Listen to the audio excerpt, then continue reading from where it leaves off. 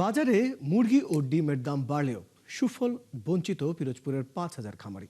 বছরে 30 কোটি ডিম উৎপাদন করলেও খরচ বেড়ে যাওয়ায় খামার চালাতে হিমশিম খাচ্ছেন তারা। এর মধ্যে ঋণে জর্জরিত হয়ে ভিন্ন পেশা বেছে নিয়েছেন অনেকেই।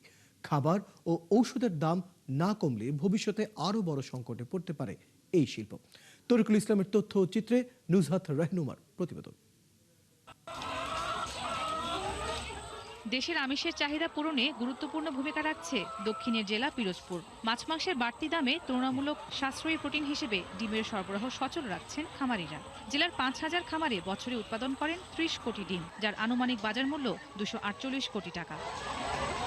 কিন্তু সাশ্রয়ী মূল্যে ডিম দিতে গিয়ে এখন নিঃস্ব হচ্ছেন বহু খামারি। মাসের ব্যবধানে ডজনে 20 টাকা বাড়লেও এর সুফল পাচ্ছেন না তারা। ডিমের চাহিদা যে বৃদ্ধি পাচ্ছে, এর সুফল কিন্তু কৃষকরা পাচ্ছে না বা খামারিরা পাচ্ছে না। এর মূল কারণ হচ্ছে সিন্ডিকেট। বর্তমানে রেট একটু বেশি চলে, বলতে রেট চলে 9 টাকা 40 পয়সা। এই রেটটা সবসময় থাকে না। এই রেটটা আমাকেও ক্ষুদ্র ব্যবসায়ীর জন্য 7 দিন কিংবা 8 দিন, এক সপ্তাহ পর্যন্ত রেটটা দেওয়া হয়। খামারিদের অভিযোগ, মুরগির খাবার, ওষুধ, বিদ্যুৎ ও পরিবহন খরচ বেড়েছে কয়েক গুণ। রয়েছে মধ্যস্বত্বভোগী সিন্ডিকেটের প্রভাব। ফলে চাপ সামলাতে না পেরে ব্যবসা গুটিয়ে নিচ্ছেন অনেকেই। ঋণে জর্জরিত হইয়া খামার বন্ধ করে দিচ্ছে, একেবারেই বন্ধ করে দিয়েছে। দেশ থেকে কেউ কেউ চলেও গেছে। খাবারের দাম যদি একটু কমাইতো সরকার, তাহলে ডিমের দামটা অতটা বেশি হইতো না।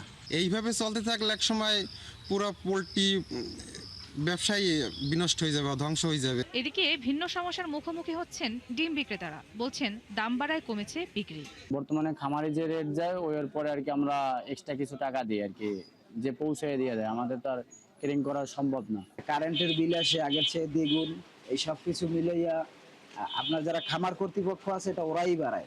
খামারিদের সমস্যা চিহ্নিত করে সমাধানের আশ্বাস দেন জেলা প্রাণী সম্পদ কর্মকর্তা। এখানে মধ্যস্বত্বভোগী কিছু লোক আছে যারা এই ডিমের দাম আরও বাড়াই দেয়।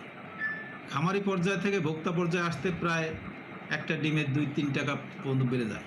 খামারিদের মতে উৎপাদন খরচ কমানো এবং বাজার ব্যবস্থাপনায় কার্যকর উদ্যোগ না নিলে ভবিষ্যতে আরও সংকটে পড়তে পারে এই শিল্প। নুজহাত রহনুমা, ৭১।